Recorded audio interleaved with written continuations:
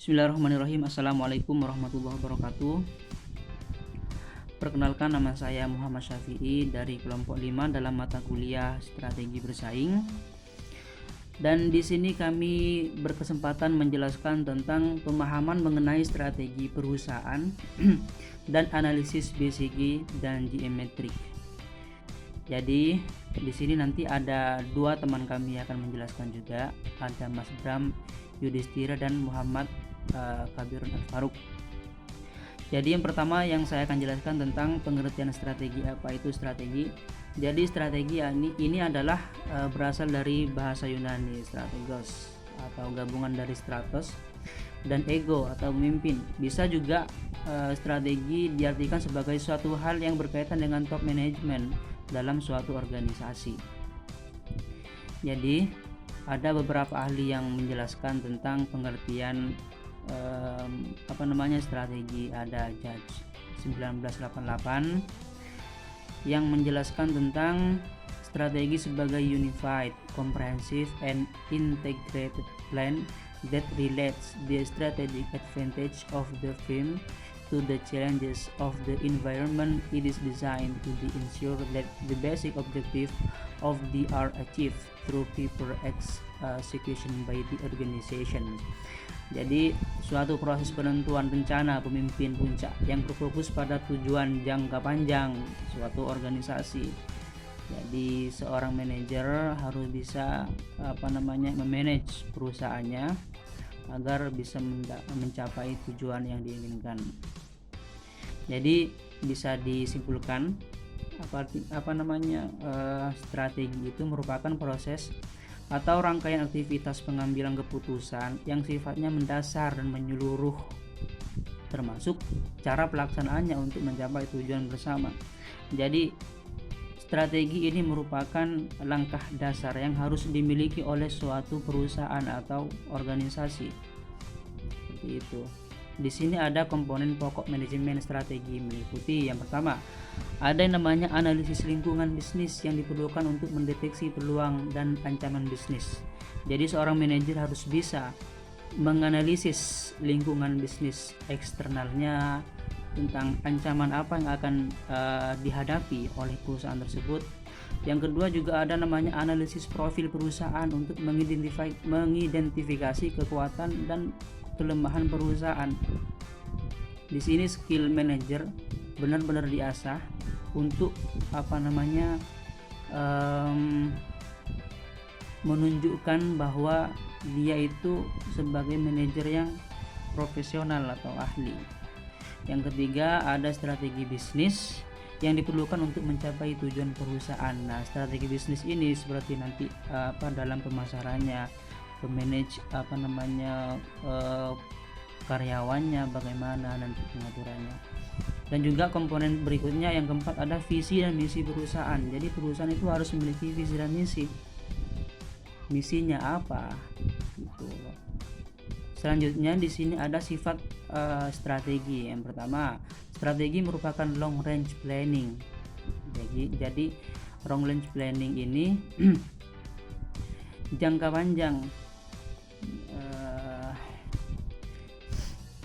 yang merupakan perencanaan yang strategik atau menunjukkan arah perusahaan atau organisasi. Gitu. Selanjutnya ada strategi harus bersifat general plan, harus umum.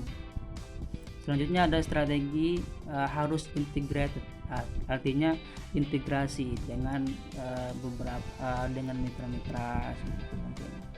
Selanjutnya ada strategi harus eksternal, strategi harus bisa diadaptasikan pada lingkungan. Nah, selanjutnya secara umum bila dilihat organisasi dalam perusahaan dan penetapan, maka ada 3 macam tingkatan manajerial, yaitu ada lower management, ada middle management, dan juga yang terakhir ada top management. Ini tingkatan paling atas. Jadi yang pertama ada lower management.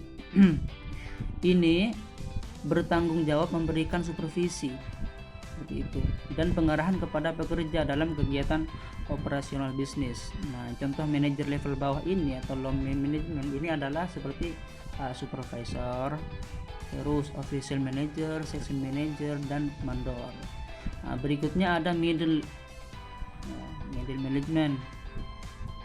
Ini seperti apa namanya? Ini middle level manager wajib menguasai keterampilan operasional dan mengelola departemen atau cabang. Itu.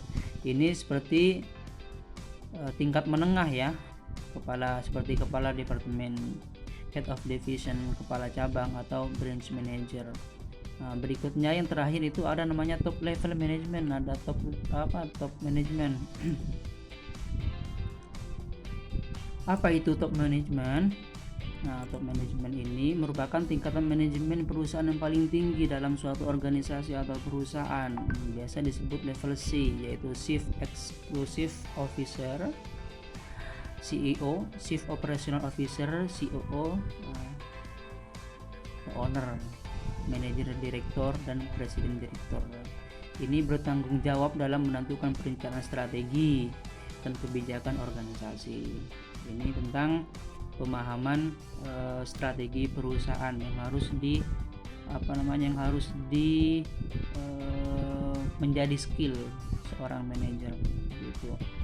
Nah, untuk berikutnya ada komponen-komponen model manajemen strategi. Nah, ini akan dijelaskan oleh Mas Faruk. Nah, mungkin itu yang dapat kami sampaikan. Kurang lebihnya mohon maaf. Wassalamualaikum warahmatullahi wabarakatuh.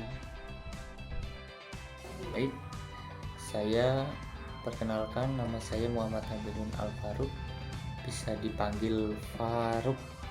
Nah, di sini saya akan meneruskan atau menjelaskan materi yang diterangkan oleh Mas Syafi'i. Baik, di sini saya akan menjelaskan beberapa komponen-komponen model manajemen strategi.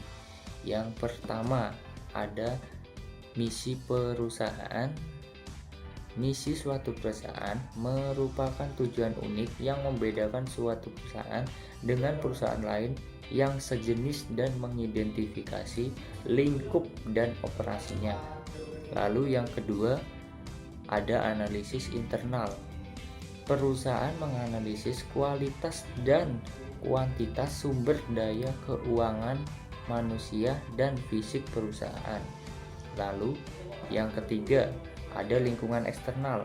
Lingkungan eksternal perusahaan terdiri atas seluruh kondisi dan kekuatan yang mempengaruhi pilihan strategis dan menentukan situasi kompetitifnya.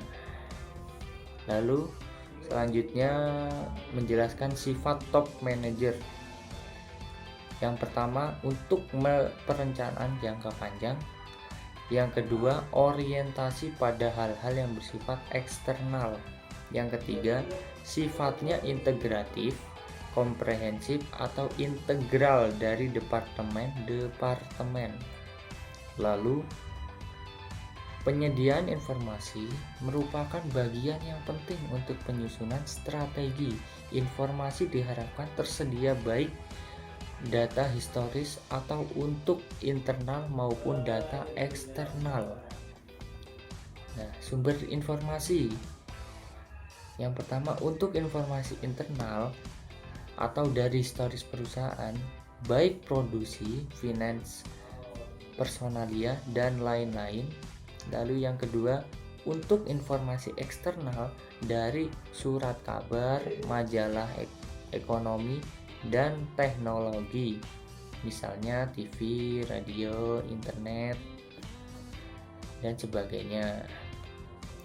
Lalu menjelaskan BCG metrik atau dikenal sebagai metrik pangsa pertumbuhan Boston Consulting Group. Nah, di sini BCG dapat membantu korporasi dalam menganalisis lini produk atau unit bisnis untuk memprioritaskan dan mengalokasikan sumber daya. Model ini bertujuan untuk mengidentifikasi masalah penyebaran sumber daya di antara berbagai segmen bisnis. Nah, lalu Selanjutnya, pada tahun 1970, Bruce Henderson merancang matriks untuk grup yang disebut sebagai metrik BCG. Ini didasarkan pada dua faktor, yaitu yang pertama, satu, tingkat pertumbuhan pasar produk. Yang kedua, pangsa pasar dipegang oleh perusahaan di pasar masing-masing. Nah, selanjutnya, BCG atau bagi perusahaan metrik bagi pertumbuhan, berbagai bisnis perusahaan diklasifikasikan pada jaringan dua dimensi. Yang pertama, sumbu vertikal menunjukkan tingkat pertumbuhan pasar yang merupakan ukuran seberapa menarik pasar itu. Lalu yang kedua, sumbu horizontal. Nah, sumbu horizontal menunjukkan pangsa pasar relatif yang merupakan indikator seberapa kuat posisi perusahaan tersebut. Nah, metrik BCG sendiri itu ada star, ada cash cow atau sapi, lalu question mark atau tanda tanya, dilambangkan tanda tanya. Yang terakhir ada dogs, dilambangkan hewan anjing. Baik, itu saja dari saya. Selanjutnya bisa diteruskan oleh Mas Bram. Bismillahirrahmanirrahim. Assalamualaikum warahmatullahi wabarakatuh. Mohon izin pada Prof Diah dan teman-teman sekalian untuk kami melanjutkan materi presentasi yang sebelumnya sudah disampaikan oleh kedua rekan kami. Langsung saja teman-teman kita masuk ke materi. Sebelumnya sudah dijelaskan oleh rekan saya Mas Faruk, di mana dalam matriks BCG ini terdapat 4 variabel, yaitu bintang, sapi tunai, tanda tanya, dan anjing. Kita masuk ke variabel yang pertama, yaitu bintang atau stars. Variabel ini mewakili produk-produk yang tumbuh pada tingkat yang lebih cepat dan menumbuhkan investasi besar untuk mempertahankan posisi mereka di pasar. Lalu yang kedua ada sapi tunai atau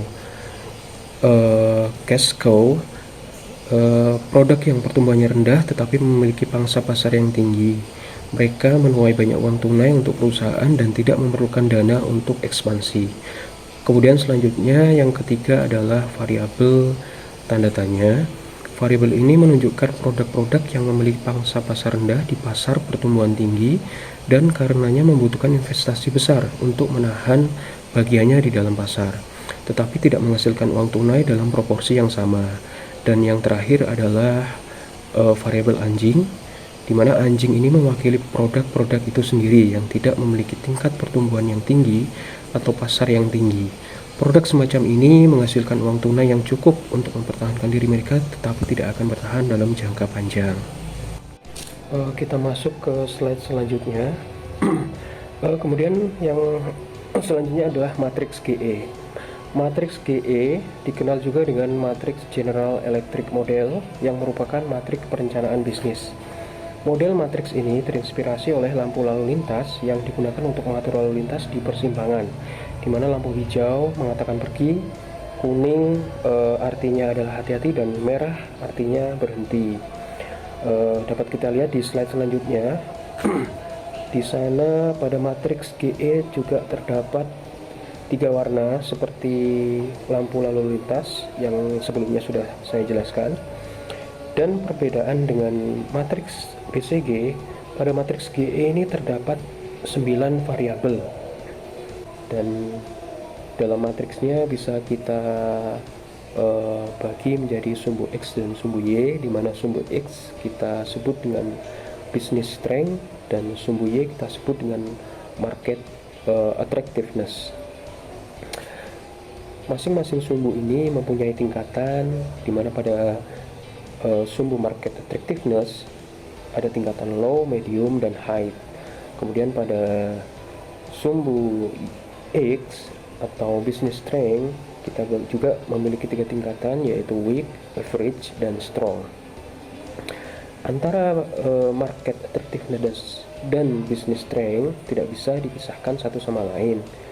Jika kita ingin mendapatkan hasil yang maksimal, di mana maksimal kita indikasikan dengan warna hijau, maka kita juga harus memberikan market attractiveness dan juga business strength yang kuat pula. Kemudian yang selanjutnya adalah matriks GE. Matriks GE dikenal juga dengan matriks General Electric Model yang merupakan matriks perencanaan bisnis. Model matriks ini terinspirasi oleh lampu lalu lintas yang digunakan untuk mengatur lalu lintas di persimpangan, di mana lampu hijau mengatakan pergi, kuning artinya adalah hati-hati, dan merah artinya berhenti. Dapat kita lihat di slide selanjutnya.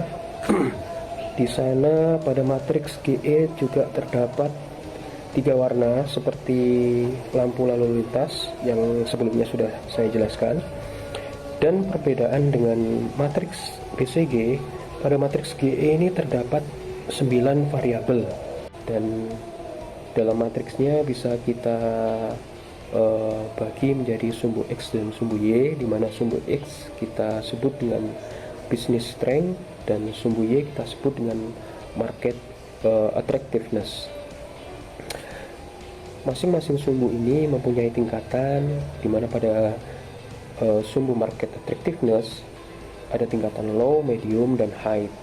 Kemudian pada sumbu X atau business strength kita juga memiliki 3 tingkatan, yaitu weak, average, dan strong.